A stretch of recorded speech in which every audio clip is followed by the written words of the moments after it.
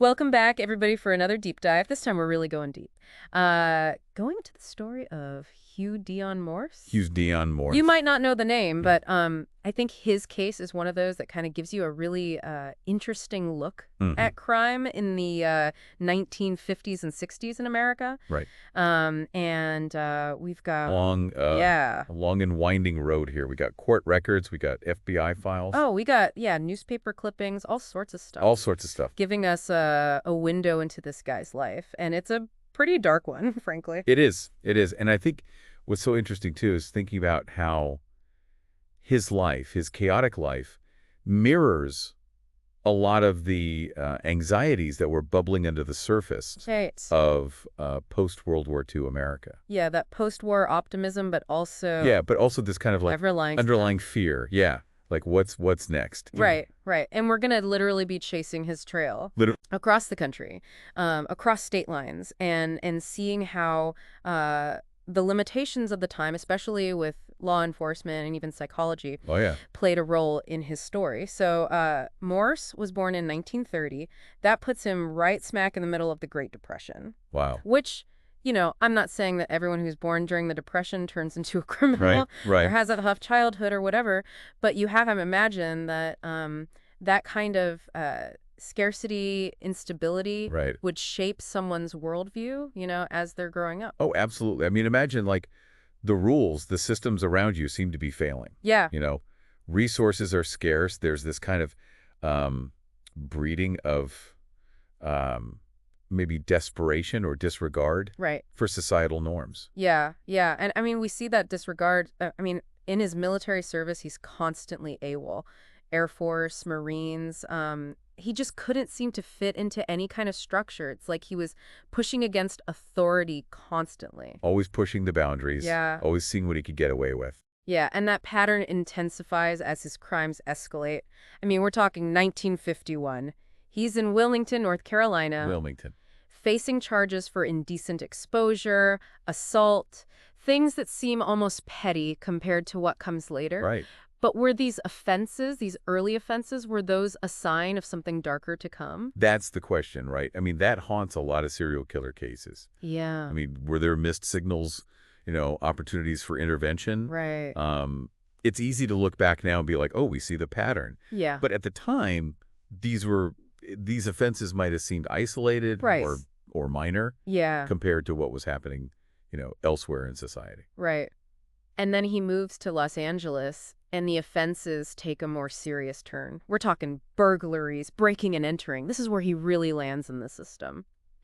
But then here's where it gets, really interesting. He gets diagnosed as a quote-unquote sexual psychopath, which even today is a loaded term. Oh, loaded, absolutely. Right. But especially back then in the 1950s. Yeah. And then, get this, he's released. Wow. They just let him back out. That is... You can't even imagine that today. No, I mean, think about the public outcry. Oh, my God. Yeah. That would happen today if someone with that label was just released. Right. And the term sexual psychopath was used so broadly back then. It was. And often lacked any kind of real scientific rigor. Yeah. Mm-hmm. So you can see how inconsistent treatment and release policies were. Oh, absolutely. It was all over the place. And what happens next is just tragic. He arrives in Spokane, Washington, and the violence just escalates sharply. 1959, rape and murder of Glory Bree. Then, just a year later, Blanche Boggs suffers the same fate. What can explain such a drastic shift? I mean, from petty theft to this brutal violence. I mean... Yeah, it's rarely one single factor, Yeah. It could be, a buildup of rage, a triggering event. Right. Or just opportunity meeting a very distorted psychological state. Yeah. But what's interesting is that just weeks after Blanche Boggs, Morse attacks Beverly Myers. Now, thankfully, she survives. Okay. But her account could offer us a very unique insight into his mindset during this period. So we have a potential window into the mind of a killer. Potentially. It's a chilling thought. Yeah. But this attack seems to trigger another flight response in Morse. He tries to attack his ex-wife. That fails. And then basically vanishes, ends up in Reseda, California. It's like he just disappeared. It's like he just fell off the face of the earth. How do you do that back then? I mean, no social media, no widespread computer databases. Right. Did he just blend It in? was a different world. I mean, your Yeah. identity was really tied to physical documents. Yeah, Things that could be changed, discarded. right. And so he became a Canadian, exploiting all those gaps that existed in law enforcement, pre-digital law enforcement. Right, right, You know, no facial recognition, right, no instant communication right. between police departments, Yeah. different states. So he really could be anyone, anywhere. He could be anybody, anywhere. He's like a ghost just drifting across A America. ghost. And tragically, his spree continues. Atlanta, Dayton, Birmingham. I mean, each city left grappling with the aftermath of his violence. Rapes, assaults, another murder in Alabama. It's like this horrifying tapestry woven across the country. And for the communities affected, I mean, think about the randomness Yeah. of it all. It would have been terrifying. I mean, no same pattern, no specific victim profile. I mean, this is what makes figures like Morse so difficult to track, Right. let alone apprehend. Right. It's almost unfathomable to imagine that level of fear, knowing that this predator could be anywhere, strike anyone. I mean, it really makes it think about how much our sense of safety is tied to the times we live in. But thankfully, this reign of terror does come to an end. St. Paul, Minnesota, September 18th, 1961. Morse commits his final murder, Carol Ronan. But get this, it's a honeymoon picture What? that leads to his capture. You're kidding. I know, right? Wow. A newlywed couple, they spot Morse's picture, Whoa. recognize him, and they alert the authorities. Talk about a bizarre I know. twist of fate. Sometimes it's those seemingly insignificant details Right. that can crack a case wide open. Absolutely. So after years of living in the shadows, his run ends because someone happened to glance at the right photo at the right time. What happens next? Does he confess? He does. He does. After his arrest, Morse confesses to 4 murders. Okay. But investigators have reason to believe there might be more. Really? Yeah, unsolved cases that fit his profile. Whispers and rumors that followed him across state lines. God. It's a reminder that we may never know the full extent of his crimes. Leaving, countless families with Re- just unanswered questions, Yeah. forever haunted by the what ifs. Yeah. It's heartbreaking. What about Morse himself? I mean, what happens after his confession? Well, he's given a life sentence for Carol Ronan's murder. But then in 1963, while in prison in Minnesota, he attempts suicide. Could that have been remorse, a genuine attempt to take responsibility for his actions? Or was it just another act of manipulation, a way to control the narrative even from behind bars? It's a question that's it's difficult, if not impossible, Right, to answer definitively. We can analyze his actions, we can speculate on his motives, right, but ultimately we're left with the chilling reality yeah, of what he did and the lasting impact yeah. on his victims. So he spends years in prison, grappling with his own demons, while the families of his victims are left to pick up the pieces. But that's not quite the end of the story, is it? It's not, no. In 1979, Morse is extradited to Washington State Okay. to face charges for the murders of Glory Bree and Blanche Boggs, and the assault on Beverly Myers. 1979. That's almost 2 decades. I know. After the crimes took place? Yeah. Why the delay? It's a reminder of just how complex the legal system can be, especially when you're dealing with multiple jurisdictions' appeals. Justice, as essential as it is, doesn't always move swiftly. It can be a long and arduous process, and often leaves victims and their families in this frustrating limbo. Right, right. And in the end, Morse dies in prison in 2003. Full circle, in a way, spending the majority of his life behind bars. But that doesn't erase the pain, the fear, the unanswered questions. It doesn't.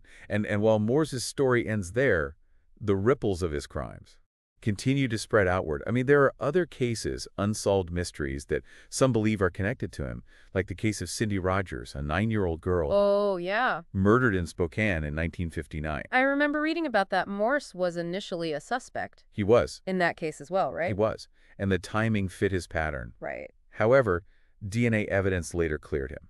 Which brings up another crucial point. Imagine if this case had happened in the 1950s, Right. without the advancements in forensic science that we have today. Absolutely. Could Morse have been wrongly convicted based solely on circumstantial evidence? It's possible. It really makes you think about how technology can both expose the truth Yeah. and prevent miscarriages of justice. It's a double-edged sword. Yeah. For sure.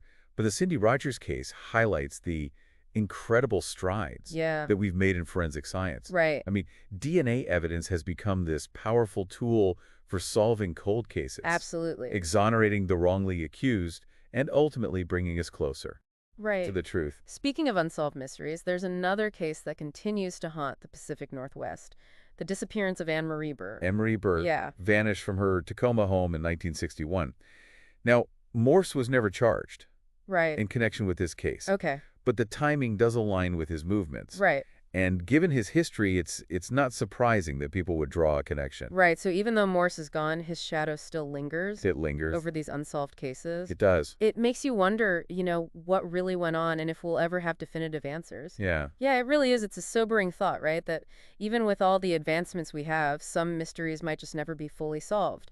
But I wonder, by delving into cases like this, Morse's case, by really understanding the motivations, the circumstances, can we maybe learn some valuable lessons, about preventing tragedies like this in the future? Like, could someone like Morse even operate the same way today with all our technology, with all the surveillance? I mean, it's a really fascinating question because on the one hand, right, we've got facial recognition, we have these massive databases, instant communication between all these agencies.